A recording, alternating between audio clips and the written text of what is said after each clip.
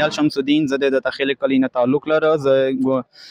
زه ګولډن ایر سکول سټوډنټ یم. نن میش د دې کار غولي میرانشاه ماډل سکول ته یونس خان کمپلیکس ته نن یوم دفاع دو او د دې کار میش ډېر په جوش سره ملي نغمې تقریرونه متعین کړي دي امیش ویایي او زه د دغه وطن د پوره چې سیمره غشو ادا شوی دي زه دغه د ازړې طرف نه د ته سلیوټ کو.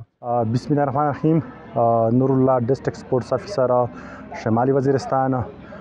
نن 6 سپتمبر یوم دفاع په حواله سره پروګرام دی. په دغه ورځ باندې د میژ پاک فوج او د کیما د میژ پاکستان عوامي دغه قرباني کړې و او یونس خان سپورټس کمپلیکس کې د فوټبال فائنل میچ هداي. فائنل میچ کے اختتام کے بعد پرائز ڈسٹریبیوشن. زه محب وزیر ایڈیو سپورٹس شمالی وزیرستان.